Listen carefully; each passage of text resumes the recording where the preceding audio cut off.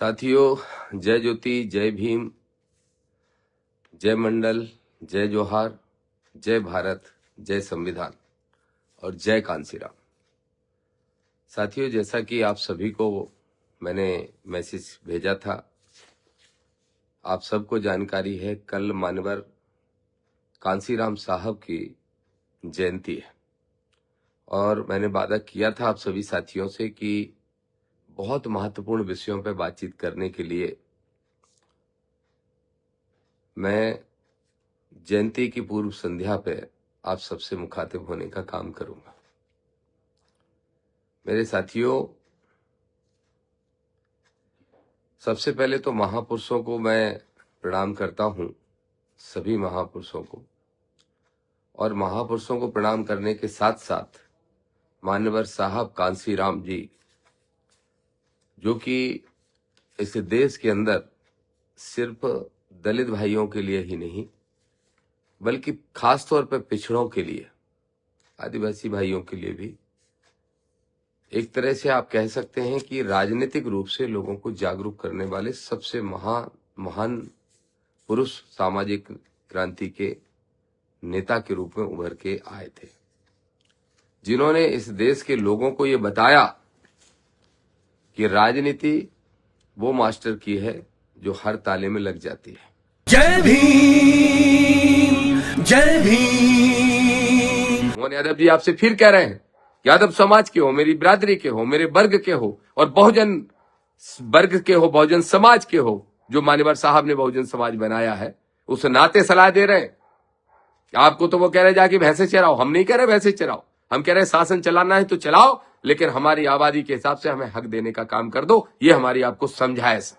मोदी जी को भी यही समझाइश है और आपको भी ये समझाइश है। दोनों की जाति दिखाने का काम उन्होंने कर दिया, चाहे यूजीसी का मुद्दा रहा हो और चाहे आरक्षण का मुद्दा रहा हो। यूजीसी पे भी हमारा बिल्कुल सख्त और साफ स्पष्ट रोक है कि यूजीसी बदले हुए नियमों के साथ ही लागू हो और जल्द से जल्द हो। मैं तो कोर्ट से भी अपील करूंगा, उसको बहुत दिनों तक खींचने की आवश्यकता नहीं।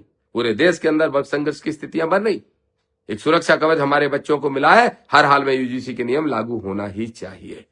इसके साथ साथ मैं 2-3 विषय और साथियों आपके बीच में कहना चाहता हूं। धार्मिक आरक्षण एक बहुत गंभीर मुद्दा है। किसका ठेका है, किसने कब्जा कर रखा है और धार्मिक आरक्षण है क्या, किसको मिलता है? 3% लोगों को 100%, 3% लोगों को 100%। सोचिए जरा, 3% लोग पूरे देश की धर्म के ठेकेदार हैं, हिंदू धर्म के ठेकेदार हैं।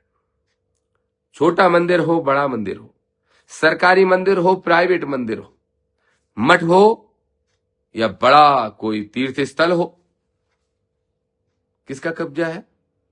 तुम्हारा क्यों नहीं? यादव जी, गुर्जर साहब, कुशवाहा साहब, पाल साहब, लोधी साहब, गुर्जर साहब, दांगी साहब, जाट साहब, तुम्हारा क्यों नहीं? केवट साहब, तुम्हारा क्यों नहीं? कुर्मी साहब, तुम्हारा क्यों नहीं? अरे हमारे 80 के भाई तो कब तक इस नशे से बाहर निकल चुके हैं और हमारे आदिवासी भाई भी अंगड़ाई भर रहे हैं। तुम कब तक सोते रहोगे? अगर तुम सो रहे हो तो दामोदर एज ए हिंदू यादव हूं ना, तो भगवान श्री कृष्ण का वंशज भी कहलाता हूं। हमारे ग्रंथ तो यही बताते हैं। तो उस नाते दामोदर यादव की ये मांग है प्रदेश की सरकार से, मोहन यादव जी एक ही ढंग का काम कर दो, स्टालिन की तरह। जितने भी धर्मस्व विभाग में मंदिर रजिस्टर्ड हैं उनमें संख्या के अनुपात में हमारे पुजारी बनाने का काम कर दो। हिंदू है ना हम, यादव है ना, कृष्ण वंशज हो ना मोहन यादव जी, कर दो। ये हमारी पहली मांग है। धार्मिक आरक्षण दो हमें। अगर हम हिंदू हैं, मानते हो हमको हिंदू, तो धार्मिक आरक्षण देने का काम करो। मोदी जी, देश में 4 शंकराचार्य बनते। राम के जाति का तक नहीं बन पाया भगवान श्री राम ने जिसमें जन्म लिया था, और क्षत्रिय लाठी लेके घूमते रहते, हम ऐसा नहीं कर देंगे, हम वैसा नहीं कर देंगे। अरे क्षत्रियो, क्या लठैती बनने के लिए हो? एक शंकराचार्य तो बना लो अपना। क्या साधु संत नहीं है क्षत्रिय समाज में एक भी कोई ढंग का? क्या कुशवाहा में नहीं है, लोधी में नहीं है, पाल में नहीं है, दांगी में नहीं है, रावत में, कुर्मी में, केवट में नहीं है क्या? सेन साहू समाज में नहीं है क्या? क्या यादवों में नहीं है? मैं बता सकता हूं नाम, और इसको लेके भी हम दिल्ली में जंतर मंतर पर धरना देंगे। अब लोग कुछ बोल रहे हैं कि दामोदर जी तो शंकराचार्यों का तक हिस्सा बंटवा रहे। क्यों नहीं भाई, मेरे 4 शंकराचार्य बनते हैं और हिंदू होने के नाते हमारा ये राइट बनता है कि हर वर्ग के आदमी को धार्मिक भी बराबरी का हक मिले। तो पुजारी भी हमारी संख्या के अनुपात में बनाओ और संख्या के अनुपात में शंकराचार्य बनाने का काम करो। हिंदू धर्म में तो सबसे बड़ी पदवी शंकराचार्य की होती है, तो शंकराचार्य बनाने का काम करो, बना दो। एक एससी का, एक एसटी का, एक ओबीसी का और एक जनरल वर्ग का। और मैं तो कहूंगा जनरल वर्ग में जो भगवान श्री राम के वंशज है वो अभी तक नहीं बने, बना दो। तो क्या सिर्फ लाठी उठाने के लिए और मूर्ख बनाने के लिए है? ठेका किसी एक ही का रहेगा? नहीं भाई, किसी एक का ठेका नहीं हो सकता। तो धार्मिक आरक्षण के लिए भी हम लड़ाई लड़ने वाले हैं, ये भी हम संकल्पित हैं। एज ए हिंदू सबसे पहले अपने धर्म को ही ठीक करने का प्रयास करेंगे, और अगर वो ठीक नहीं करने दिया फिर हम सोचेंगे हमें क्या करना है। इसके साथ साथ मेरे साथियों, राजनीतिक आरक्षण, अरे मेरे ओबीसी के भाइयों, तुम्हारी स्थिति है क्या? हमारे एससी के भाइयों के लिए, एसटी के भाइयों के लिए तो सीटें आरक्षित हैं विधानसभा लोकसभा की, और तुम्हारे लिए सिर्फ सरपंच और पार्षद तक तुमको सीमित कर दिया गया। क्यों भाई, क्यों? कौन सी भांग खा रखी है? हम आपस में बैठते हैं तो कहते हैं ओबीसी ने आडंबर पाखंड की भांग खा रखी है। अगर उससे निकल आए और अपने राजनीतिक हक अधिकारों को समझने लगे तो सब मिल जाए उसको। तो राजनीतिक आरक्षण भी हमारा एक बहुत महत्वपूर्ण मुद्दा है। लोकसभा के अंदर और हर राज्य में विधानसभा के अंदर जिस तरह से एससी एसटी के लिए सीटें आरक्षित हैं, हमारे लिए क्यों नहीं भाई? सोचो मेरे मध्य प्रदेश के साथियों, आप ही सोचो, सदन के अंदर, लोकसभा के अंदर आपके सांसद होने चाहिए 300 से ज्यादा और 138 हैं ओबीसी के लोगों, 138। तो बाकी कौन है? कौन हक खा रहा है तुम्हारा? एससी एसटी की सीटें तो ऑलरेडी रिजर्व हैं, उतनी ही देते हैं उनको, तो बाकी कौन हक खा रहा है? इस मध्य प्रदेश के अंदर जब तुम्हारे सिर्फ 64 कितने विधायक हैं, तो बकाया के 70 कहां चले गए? कौन खा गया? जो तुम्हारा हक खा रहे, तुम उन्हीं के सामने हाथ जोड़ के खड़े हो। तो एक लड़ाई इस मुद्दे पे भी पूरी ताकत से लड़ते हैं। आज साहब के सामने साक्षी मान के बोल रहे हैं, कांसीराम साहब के, यही उनका सपना था कि बहुजनों को उनका हक मिले। हर हाल में लड़ेंगे मेरे भाइयों, हर हाल में। एससी एसटी के भाइयों की, भाई बहनों की तरह ओबीसी के भाई बहनों को भी राजनीतिक आरक्षण दिलाने का काम करेंगे। एक और बात करूंगा, पाखंड और आडंबर के खिलाफ जो हमने जंग छेड़ी है, उसको भी अंजाम तक पहुंचाए बिना खत्म नहीं होने देंगे, बिल्कुल भी नहीं होने देंगे। हमारे साथी पूर्व विधायक चंदला के आरडी प्रजापति जी लगे, और भी हमारे बहुत सारे साथी आडंबर पाखंड के खिलाफ लड़ रहे। लेकिन साथियों, एक दिन था जब धीरेन्द्र शास्त्री एक यात्रा निकाल रहे थे, और पूरी तरह से गैर संवैधानिक यात्रा थी। हर न्यूज चैनलों पे दिन भर से वही खबरें चल रही थी, पूरा माहौल देश में बनाया जा रहा था। प्रधानमंत्री जी के मुंह बोले छोटे भाई जो है, वो अलग बात है कि प्रधानमंत्री जी को जब जातिगत गालियां दी गई तब वो चुप रहे, तब नहीं बोले कि तेली तमोरी मत बोलो हमारे भाई को, तब नहीं बोले। तो जब वो गैर संवैधानिक यात्रा निकाल रहे थे तो आपका भाई दामोदर ही लड़ा और अकेले गालियां खाई 1 हफ्ते तक, 10 दिन तक, 15 दिन तक। पर मुझे उम्मीद थी कि मानवर साहब कांसीराम के प्रयास बेकार नहीं जाएंगे, जग गए हैं बहुजन। और एससी के भाई तो आके जय भीम बोलते ही थे, लेकिन धीरे धीरे फिर ओबीसी के भाइयों की एंट्री हुई, और आज स्थिति यह है कि 80 नहीं 90% से अधिक लोग आडंबर पाखंड के खिलाफ आवाज उठाने का काम कर रहे हैं। ये आपके भाई की नहीं, आप सबकी सफलता है। लड़ेंगे इस लड़ाई को, पहुंचाएंगे अंजाम तक, हर हाल में लड़ेंगे। अभी मैं गया था बुंदेलखंड, फिर जा रहा हूं, फिर से प्रोग्राम बन रहा है। अब युवाओं से मुखातिब होने के लिए जा रहा हूं। युवा सम्मेलन छतरपुर में भी करने वाले, सागर में भी, टीकमगढ़ में भी, निवाड़ी में भी, दमोह में, पन्ना में। बुंदेलखंड की धरती को वीरों की धरती कहा जाएगा, संविधान की धरती कहा जाएगा। और मेरे भाइयों, इस बात को यकीन मानो कि बुंदेलखंड के अंदर अगली बार मनुवादियों के राजनीति में सफाया कर देंगे, सफाया। इसलिए फिर से जा रहा हूं, तैयार रहें। वो लोग खासतौर पे जो संत का चोला ओढ़ के दिन भर बकवास करते हैं, ये धीरेन्द्र शास्त्री जरा बताओ, बहुत छोटे हो मुझसे उम्र में, ये कौन सी भाषा है?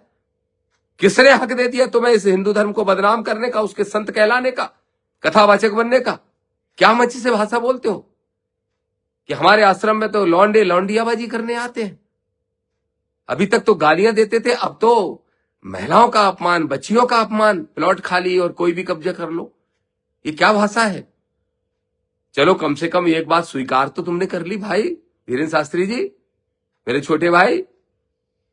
आप सब देखो मेरे देश के भाइयों, मध्य प्रदेश के नहीं पूरे देश के भाइयों, देखो पर्ची वाले बाबा की असलियत उनके मुंह से निकल गई कि हमारे आश्रम में तो लौंडे लौंडियाबाजी करने के चक्कर में आते हैं, माल खाने के चक्कर में आते हैं। वाह, माल किसको बोला भाई? पूड़ी को बोला है कि हमारे देश की सम्मानीय बच्चियों को, महिलाओं को बोल रहा है? और क्या है ये लौंडियाबाजी? और वास्तव में इसके लिए आते हैं तो फिर काय का आश्रम खोल रखा है? झूठे आश्वासन देने का, फुल नौटंकी करने का। भाइयों लड़ेंगे आडंबर पाखंड के खिलाफ भी, ये भी साहब को साक्षी मान के आज फिर संकल्प ले रहे हैं। ये सारे संकल्प पूरा करूंगा, जब तक जीवित रहूंगा तब तक लड़ता रहूंगा, मरने के बाद नहीं पता। हाँ, लेकिन जीवित रहते रहते इतने मेरे नौजवान भाइयों के अंदर जागृति पैदा करके जाऊंगा। साहब कांसीराम जी का वंशज हूं, मेरे वैचारिक रूप से वो पुरखा हैं।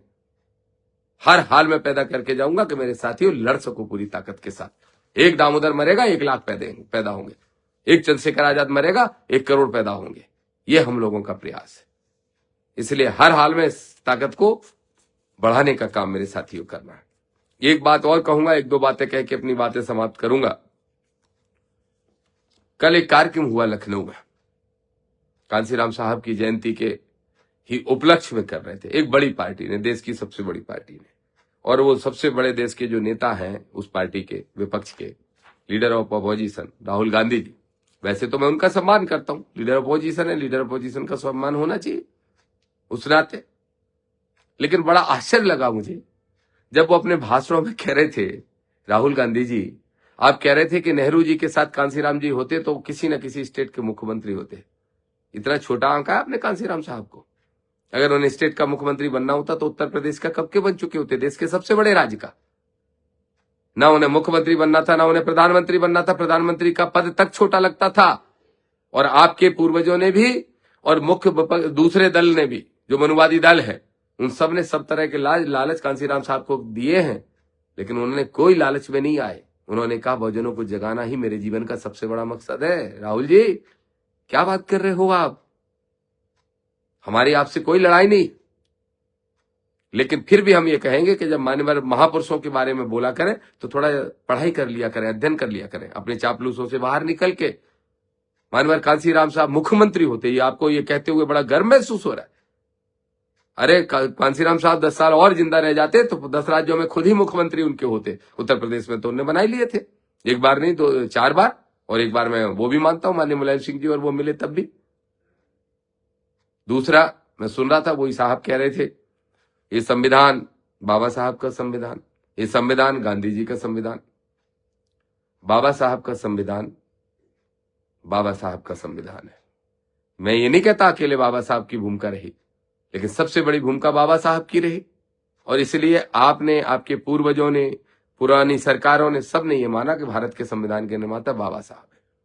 और क्षमा करना, आप जैसी बात कर रहे हैं कि कांसीराम साहब होते तो मुख्यमंत्री होते नेहरू जी के समय, तो आदरणीय नेहरू जी का मैं सम्मान करता हूं, लेकिन एक सवाल जरूर आपसे है और आप भी जानकारी करेक्ट करना, आपने कितने एससी के मुख्यमंत्री बना दिए थे? कांग्रेस के टाइम पे तो सिर्फ मनुवादी ही मुख्यमंत्री हुआ करते थे, एक आध जगह सामंतवादी। तो ये सब बातें आज कहने में कोई फायदा नहीं है, जग चुके हैं मानवर कांसीराम साहब के प्रयास से। एससी के लोग तो जाग ही गए थे, अब ओबीसी के भी जग रहे हैं। और आप सोच रहे हो वो ओबीसी के लोग अब आपकी बातों में आ जाएंगे। भले ही आ जाए या नहीं आ जाए वो अलग विषय है, लेकिन आपको ये जानकारी करेक्ट करना चाहिए। मैं आपको स्पष्ट तौर पर कहना चाहता हूं, आदरणीय इस देश के जो राष्ट्रपिता कहलाए गांधी जी, महात्मा गांधी जी, उनके और बाबा साहब के विचारों के बीच में बहुत सारे मुद्दों पे भिन्नताएं थी, मतभेद थे, असहमतियां थी। असहमतियां शब्द सही होगा, और असहमतियां थी, इसलिए तो बाबा साहब को कांग्रेस छोड़नी पड़ी। अगर मनुवाद का पोषक कोई होता, वहां से नहीं हो रहा होता, मनुवाद का संरक्षण नहीं हो रहा होता, संविधान की बात हो रही होती, राष्ट्रहित की बात हो रही होती, गैर बराबरी को खत्म करने की बात हो रही होती, तो बाबा साहब कभी कांग्रेस नहीं छोड़ते, अलग से दल नहीं बनाते। जैसा उनके धर्म के साथ धर्म में उनको महसूस हुआ, ऐसा उससे भी ज्यादा उनको कांग्रेस के अंदर महसूस हुआ। तो इसलिए बरगलाने का काम ना करें। हमारे साथी सब जग गए, हालांकि हमें इसकी परवाह नहीं, जो आपको बोलना है सो बोलते रहिए। बेहतर होगा कि आप वो कौन सी फाइल है अमेरिका वाली, इन सब पे बोले और सदन के अंदर ताकत से लड़े और बैठे। मैं तो आपसे कहूंगा पीएम के यहां जाके धरना देके बैठना चाहिए आपको इतने गंभीर मुद्दों पे, क्योंकि आप राष्ट्रीय स्तर पे, भारत के राष्ट्रीय स्तर पे कहा जाए तो आप नेता प्रतिपक्ष हो, इसलिए आपकी ड्यूटी बनती है उस पर लड़े। लेकिन कांसीराम साहब के फॉलोवर्स हो, बाबा साहब के फॉलोवर्स हो, वो जागरूक हो गए। आप अनावश्यक ऊर्जा अपनी खराब ना करें, बस इतनी मेरी सलाह है। एक बात और मैं कहूंगा, सोनम वांगचुक जी की रिहाई हुई है। सोनम वांगचुक जिसने इस देश के लिए सब कुछ किया, पूरा जीवन लगा दिया, साइंटिस्ट भी हैं, देश प्रेमी भी हैं, समाज सेवी भी हैं, निस्वार्थ भाव से काम करने वाला है, जिनके ऊपर 3 इडियट जैसी मूवीज बनी हैं और बहुत सारी उनके चर्चाएं हुई हैं। मैं खुद वो देख के आया हूं, वो सारी जगह उनके कई आविष्कारों के बारे में सुनना, जगह जगह सामाजिक स्तर पे उनका स्वीकारता, सम्मान, उनको जिस तरीके से भारत की सरकार ने, वर्तमान की सरकार ने डाल दिया था कैद करके, वो बहुत ही निंदनीय कृत्य था। अब उनकी रिहाई हुई है, मैं उनको तो बधाई देता ही हूं कि वो निकल के आए, लेकिन अपेक्षा करता हूं कि वो वापस से अपने वही सब काम करेंगे, किसी भी तरीके से डगेंगे नहीं। उन जैसे मैं वो जीवित रहते महापुरुष बन चुके हैं जो हमारे इन सब महापुरुषों की श्रेणी में आएंगे। मैं सोनम वांगचुक जी का पूरा सम्मान करता हूं और उम्मीद करता हूं कि वो वही लड़ाई लड़ेंगे, और उम्मीद करता हूं कि अब उनको अगर टारगेट किया जाए तो कम से कम अभी जो नेता नहीं बोले, सारे राजनीतिक दल के नेताओं को उनके लिए लड़ाई लड़ना चाहिए। इस देश के पूरे युवाओं की आस्था, विश्वास सोनम वांगचुक जी के अंदर है। बस एक आखिरी बात कह के अपना आज का लाइव समाप्त करूंगा। मेरे साथियों, मैंने जो कहा, जिसकी जितनी संख्या भारी उसकी उतनी हिस्सेदारी, ये मूल मंत्र है दामोदर के लिए। मंडल कमीशन की सिफारिशें तो लागू करवाना ही है, लेकिन संख्या के आधार पर लोगों को हक दिलाना, ये पहली प्राथमिकता है। और इसकी लड़ाई सड़कों पर लड़ेंगे, सदन में लड़ेंगे, अपने लोगों से लड़वाएंगे, लेकिन घर में भी, घर के बाहर भी, चाहे मेरी पार्टी हो, चाहे मेरा संगठन हो, हम तो मान्यवर साहब कांसीराम जी के फॉलोवर हैं ना, और जब साहब के फॉलोवर हैं तो कथनी और करनी में फर्क नहीं होगा। और हमारा कोई साथी करेगा तो मैं उसको समझाऊंगा, और नहीं समझेगा तो दोबारा समझाऊंगा, फिर भी नहीं मानेगा तो फिर निश्चित रूप से उजागर करूंगा कि कथनी करनी में फर्क नहीं होना चाहिए। और 52% आबादी ओबीसी की है, और एससी, ओबीसी और एसटी मिलके 88% से ज्यादा हो जाते हैं मेरे हिसाब से। तो इसी तरह की भागीदारी पार्टी में, संगठन में, दूसरे संगठनों में, सब जगह, और घर परिवार में भी महिलाओं को बराबरी का सम्मान, बराबरी का हक, इसके लिए लड़ाई लड़ने का काम करेंगे। एक चीज मैं देख रहा था, बाराबंकी में कल आदरणीय सांसद जी भाई चंद्रशेखर आजाद जी की सभा होने वाली है। बकवास कर रहे हैं कुछ लोग, वही मुट्ठी भर जिनकी संख्या इतनी है, ऐसे गिन लो, ऐसे गिन लो, ऐसे गिन लो, वही बकवास कर रहे हैं। वही जिन्होंने सब कुछ दे दिया जब मुगलों ने शासन का लालच दिया, वो कह रहे हैं घुसने नहीं देंगे, टांगे तोड़ देंगे। देखो, फेमस होने के लिए जरूरत से ज्यादा मत बोलो, हैसियत नहीं है, औकात नहीं है, और कहोगे कि कह रहे हो कि नहीं घुसने देंगे। मैं तो उत्तर प्रदेश की सरकार से भी सवाल पूछता हूं, इतनी लेट अनुमति क्यों दी? क्यों हमारी पार्टी के लोगों को, वहां कार्यकर्ताओं को संघर्ष करना पड़ा? मेंबर ऑफ पार्लियामेंट, वो भी ऐसा मेंबर ऑफ पार्लियामेंट आदरणीय चंद्रशेखर आजाद जी, कि जो देश में बहुजनों की लड़ाई पूरी ताकत से लड़ने का काम कर रहे हैं, और उनको रोकने की बात कर रहे हैं। ए मुट्ठी भर लोगों, ए नकली लाठी वाले लोगों, सुनो, ध्यान रखो, अहीर, गुजर, जाट सब तैयार हैं आदरणीय भाई चंद्रशेखर आजाद जी के साथ लड़ने के लिए। सिर्फ जाटा भी नहीं, अरबारी नहीं, सिर्फ ऐसी ही नहीं, तुम्हारी लाठी का जवाब हमारे पास है। हम तो संवैधानिक लोग हैं, और अगर इच्छा हो तो बोलो, मैं भी आ जाऊं। देखें कौन बकवास कर रहा था किसी एक हिंदूवादी नेता की पार्टी में कि चंद्रशेखर आजाद गंदी नाली के कीड़े हैं, दामोदर यादव और चंद्रशेखर आजाद आके दिखा दे, भुस भर देंगे। तुम क्या बुझ भरोगे? तुम दूसरों के सामने मुर्गा बनते आए हो। इस देश में जो आक्रांता आए उनके सामने लड़ाई फड़ाई का रिकॉर्ड नहीं है तुम्हारा। गलतफहमी मत रहो, मुंह नहीं लगाते इसलिए नहीं बोलते। भाई चंद्रशेखर आजाद जी कल बाराबंकी आएंगे और मेरी अपील है बहुत जोरदारी के साथ उनकी उस रैली को सफल करने का काम करें। इसके साथ साथ 22 तारीख को हरदा में भी मैं जा रहा हूं। हरदा में भी एक इन्हीं लोगों ने जो आज भाई को रोकने की बात कर रहे हैं, चंद्रशेखर आजाद जी को, इन्हीं लोगों ने हरदा में भी कुछ दिन पहले बहुत बकवासबाजी करने का काम किया था। वहां बहुजन मूवमेंट के सारे साथी SC ST OBC मिलके नीली पीली क्रांति करने के साथ साथ वो बात कर रहे हैं कि हमें इन मनुवादियों का, सामंतशाहियों का जवाब देना है और हर हाल में हरदा की धरती को संविधान की धरती बनाने का काम करना। मैं 22 को आ रहा हूं मेरे साथियों, पूरी ताकत के साथ तैयारी करिए। हम 22 को वहां मिलेंगे और संवैधानिक तरीके से सभा करते हुए, गैर संवैधानिक भाषा नहीं बोलेंगे, संवैधानिक तरीके से सभा करते हुए संदेश देने का काम करेंगे कि इनके मंसूबे कभी सफल नहीं होने देंगे, ना मनुवादियों के ना सामंतवादियों के। तो कल की बाराबंकी की रैली को सफल करिए, 22 को हरदा की रैली को सफल करिए और हर हाल में पुनः ये कहते हुए कि मानवर साहब कांसीराम जी की जयंती की पूर्व संध्या पर दामोदर यादव 2026 में 14 मार्च को ये संकल्प लेता है कि इन सारे मुद्दों को लेकर हम लड़ाई लड़ेंगे। और मुझे पूरी उम्मीद है कि मध्य प्रदेश के अंदर तो 2028 में जब विधानसभा का चुनाव आएगा उसके पहले ऐसे हालात पैदा कर देंगे कि SC ST OBC एक मुट्ठी बन के, भाई बन के बहुजन मूवमेंट के रूप में खड़ा होगा और तीनों ही वर्ग मिलके एक दूसरे की लड़ाई लड़ेंगे, एक दूसरे के दर्द को अपना दर्द समझेंगे और मध्य प्रदेश के अंदर नई राजनीतिक चेतना लाने का काम करेंगे। आप सबको बहुत सारी मंगल कामनाएं आपके जीवन के लिए और मान्यवर साहब कांसीराम जी को और हमारे सारे महापुरुषों को बहुत बहुत श्रद्धा सुमन अर्पित करता हूं, आदरांजलि देता हूं, पुष्पांजलि देता हूं और उनसे वादा करता हूं कि उनके सपनों को पूरा करने के लिए अपना पूरा जीवन लगाने का काम कर देंगे। हमारे चैनल लाइक, शेयर, सब्सक्राइब देखना मत भूलिएगा। जय भीम, जय भारत, जय संविधान, नमो बुद्धाय। धन्यवाद। चैनल आर्थिक समस्या से गुजर रहा है। अगर आप बहुजन समाज में बाबा साहेब आम्बेडकर और तथागत बुद्ध की विचारधारा को अधिक से अधिक लोगों तक पहुंचाना चाहते हैं तो हमें आर्थिक सहयोग प्रदान करें ताकि हम अपने चैनल के माध्यम से देश विदेश में समता, बंधुता, एकता और संवैधानिक अधिकारों को ज्यादा से ज्यादा लोगों तक पहुंचा सकें। आप अपनी सहायता राशि नीचे लिखे खाते में जमा करा सकते हैं। खाता धारक गौतम रत्ना, खाता संख्या 3169576865 IFSC कोड SBIN 0060336, बैंक भारतीय स्टेट बैंक।